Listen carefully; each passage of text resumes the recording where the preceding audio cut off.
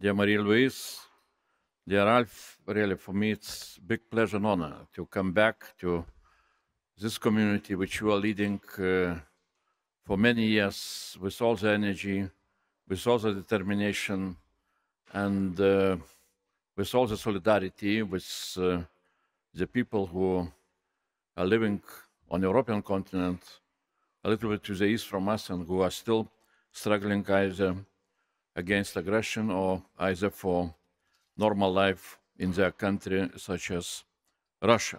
So really, LibDem is a great organization, and I was always enjoying your wisdom and your ability to see the picture in a much more broader way, what sometimes I'm calling a helicopter view. That is, from my point of view, is very much needed for us today. Really looking both on what is happening now here on the European continent, in Ukraine, in Kiev, in Berlin, in Brussels, but also what is happening on another side of Atlantic. And perhaps only with possibility to grasp the whole picture, we can see what we need to do. My optimism is coming, permanent optimism, is coming from, and especially during recent time, from my own experience. I was 2 times prime minister, as you said, and on both occasions during the crisis. Sometimes I was joking that it's not very clear if the crisis first comes and then I am becoming prime minister, or if I am coming as a prime minister and then crisis is following. But while being in European, circles in European Parliament, I picked very famous saying by Jean Monnet. You know Jean Monnet, and he said back in 1957, very, very prudent words. When Rome Treaty was signed, he said, well, European community will be created during the crisis, and what will be created during the crisis, that will be community. So we are facing now another very deep crisis. Now we can say that, after Second World War, this is the deepest crisis on the European continent of, security and defense. And that brings me optimism that exactly this crisis will push us to become much stronger on European continent, us. And of course, this crisis brings a lot of, pain, a lot of tragedies, especially for Ukrainian people who are sacrificing for our security. But I am absolutely sure again that, today we're still speaking about Ukraine and us. But very soon we shall speak about us all together, with Ukraine as part of us. So that's again my very simple optimism. And the very good question, where do we go from here? And especially, when we are still confused about what both Ralph and Marie-Louise, you have said about what is happening on another side of Atlantic. I am told to myself from the very beginning, after President was inaugurated, and all the new, talks and ideas and proposals started to come from Washington, D.C., related with Ukraine, related with Europe, I said to myself that the best way how I need to react is to remember one historical sentence from Second World War, the British saying, keep calm and carry on. And carry on strengthening ourselves, strengthening us, strengthening also Ukraine, in order for us to become stronger and really in such a way finding solutions which are very much needed for all of us. I hope that, rationality will settle down, on both sides of Atlantic at some time.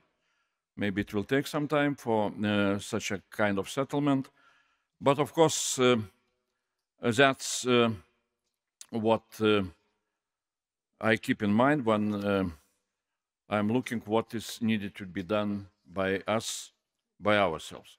And as you know, recently during this week, we proposed and Commission approved several very important documents, white paper on defense and also regulation on so-called safe loans backed by European budget and also flexibility with escape clause, which allows member states to invest into defense, being not so much afraid of violation of Growth and Security Pact on deficit. So I will try to very briefly to go through some of thoughts and some of ideas, which we were developing during this period of time. Now we are moving into another stage where implementation will be most important. But first of all, of course, it would be very important for us to understand again and to have to share this, what I call helicopter view on what is happening around. And my very simple, first sentence is obvious. We are living through historic times for Ukraine, for Germany, and for Europe. And of course, we are living in quite a dangerous time. As I said, security crisis, defense crisis is here. There is no need perhaps to explain what are the threats. Again, I'm always repeating what German intelligence services are saying about possibilities that Russia can test Article 5 during the next 5 years. But living through this very dangerous moment, of course, we can say for ourselves that we are meeting the moment. And first of all, here is Germany, which is nowadays is showing very strong example. I can very simply say that Germany recognizes what needs to be done. We can quote Friedrich Merz, who, in a few weeks' time will become Chancellor of Germany. He said, Germany is back. I would say, welcome back. Very good that you are back. So, obviously, and as I understood this morning, Bundesrat approved decisions on massive surge in defense spending and on infrastructure, releasing the debt brake. And this is very important because this is not time to slow down on defense.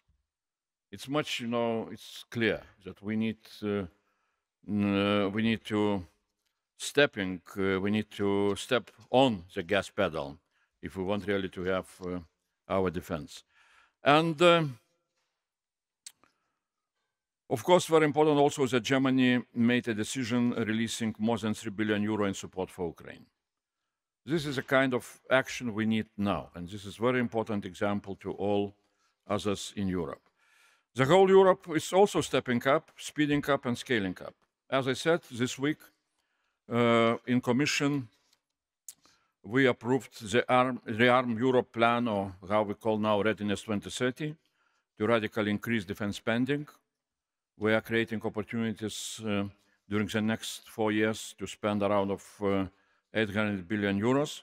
And myself also, I presented the white paper on European defense, which is describing very clearly how those funds we shall spend in most effective and efficient way, really to bring European defense on much stronger basis. So, few words about the basic principles what we put, while discussing our own defense posture. For us, it's very clear that we need to act fast and we need to act big.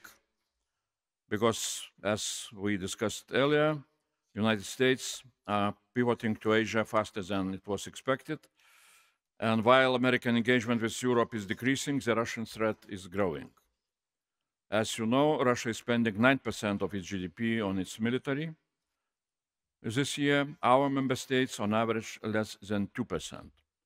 In 2025, in terms of purchasing power parity, Russia will spend more for military needs than all of us in the Union.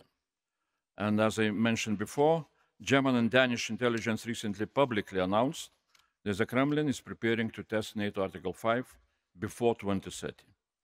That is why we are speaking and we are now presenting our roadmap for Readiness 2030. As Commission President von der Leyen said a few days ago in Copenhagen, if Europe wants to avoid war, Europe must get ready for war. And this is the basic principle of what we need to do. White paper has several priorities. First, of course, a surge in defense spending, making it possible for member states to reach 3.5% of GDP for defense spending. And second, of course, closing capability gaps, not only having in mind wars of today, but also the wars of tomorrow. We lack thousands of tanks, armored vehicles, and pieces of artillery and innovative equipment. We need to close the gaps by doing more of the same, massive production of what we are already producing, developing strategic enablers like strategic airlift, air-to-air refueling, or space assets, and implementing big defense projects of common European interest, like the air defense shield or eastern-northern border defense shield, and taking care not only about guns, but also about military mobility. Weapons need to move quickly to where they are needed. Of course, besides all those priorities which we need to implement in order to strengthen our own defense capabilities, for us, a very clear priority is also to strengthen our support to Ukraine. And here we need to speak about very clear things. Military support like artillery, ammunition, air defense systems, drones, training and equipment, direct support for industry, access to the EU space program, and even more. That is why we propose to set up an EU-Ukraine task force to coordinate all aspects of our defense support with Ukraine. Also, so-called SAFE program provides opportunities for European Union member states to team up with Ukraine to allow the Ukrainian defense industry to benefit from 150 billion euro in EU budget-backed loans. And I hope that really member states will use this opportunity to strengthen our support to Ukraine, which is very much needed. Yes, during the period of war, we gave to Ukraine quite a large support for Ukrainian defense, around 50 billion euros during 3 years of the war. Very similar numbers given by United States. But when we are calculating how much we gave during each year, so our support is reaching the numbers which are below 0.1% of our GDP. So we can do much more, and we need to do much more. I will not repeat again the words that today Ukraine is fighting and defending not only itself, but it's fighting and defending also us. And we will integrate European Union and Ukrainian defense industries. Integration will help Ukraine to scale up, modernize, and step up its own production. And again, Ukraine is showing us an example how we can do with our own industry. I would remind you that back in 2022, Ukrainian defense industry was able to produce defense equipment with a value of 1 billion euros per year. Last year, they finished with 35 billion euros capacity of production. And that is what we need to have in mind, that not all that Ukrainian capacity is now used for Ukrainian military needs, because they lack contracts and so-called Danish model, when Europeans are coming with our own assistance and we are procuring Ukrainian products for Ukrainian army. This is really what member states should follow, because that's a very effective possibility to support Ukraine, since Ukrainians are able to produce the most modern weapons of European quality and sometimes even better quality, especially when we are talking about all the new modern warfare, like drones, like electronic warfare. And they're producing that high-quality weapons 2 times cheaper than we're able to produce in Europe. So with the same amount of money, we can give, Ukraine twice or double, our material support if we shall use exactly this model.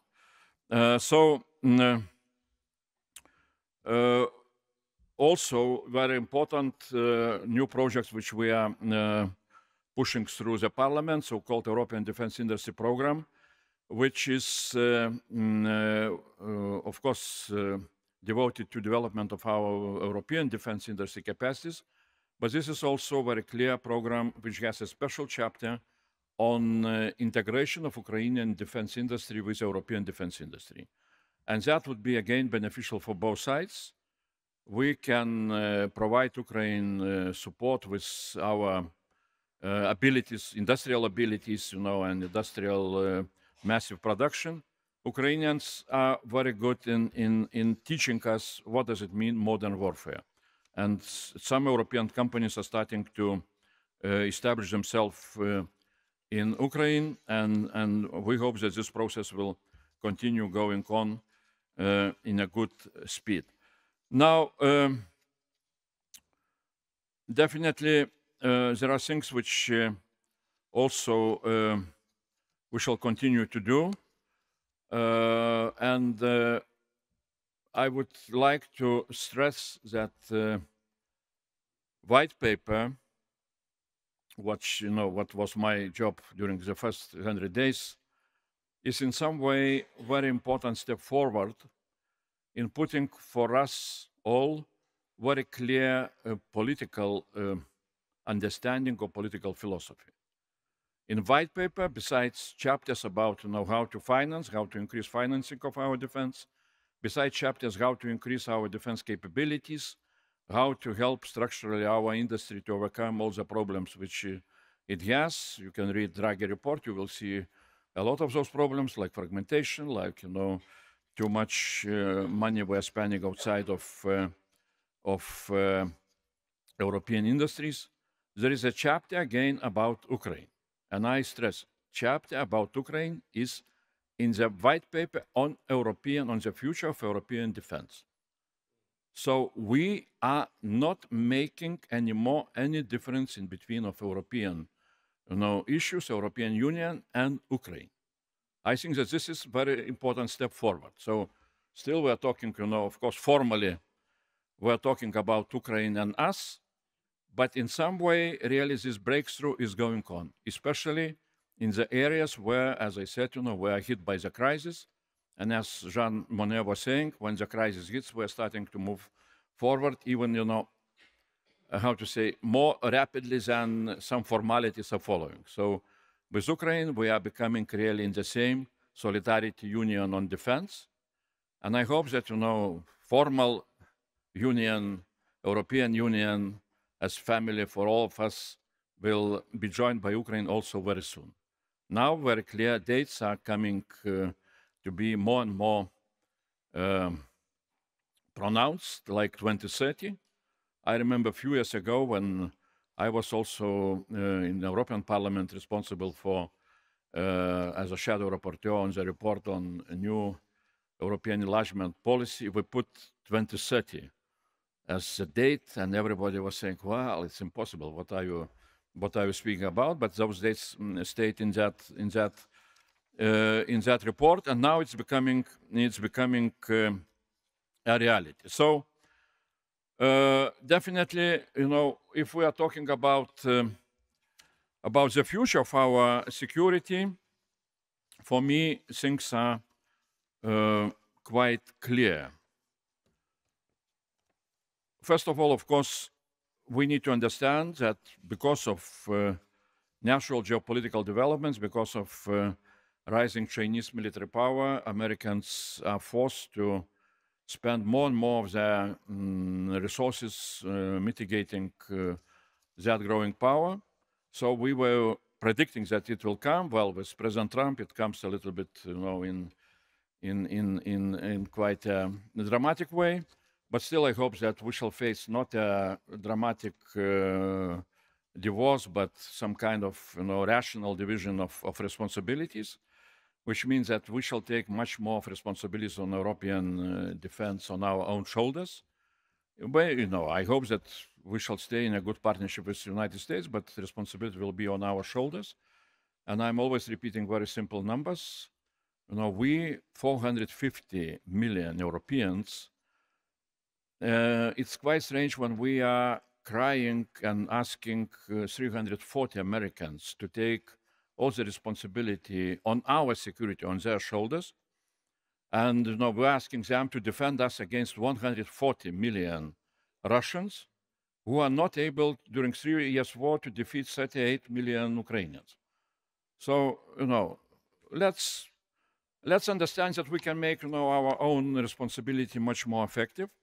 And second, definitely, I'm absolutely sure that Ukraine, we shall see how things will settle now, but Ukraine will stay as the strongest military power on democratic side of European continent. And that, again, will bring a lot of strength to all European security. And that's what makes me, again, optimistic when I'm looking into the future. I will not talk maybe during our here discussion. We shall expand a little bit more. Ukraine is also very important for us, for Europeans, if we shall start to think a little bit even more with helicopter view, asking ourselves, what is the future of Russia? I'm saying to myself, we are making sometimes strategic mistake when we are forgetting to ask ourselves this question. Success of Ukraine in defense, in economical development, integration towards EU, and I hope also membership in NATO or whatever security alliance can be the biggest factor which will change situation in a much broader region of eastern part of European continent. So let's have that in mind also. So that's the road which we need to go. Thanks a lot.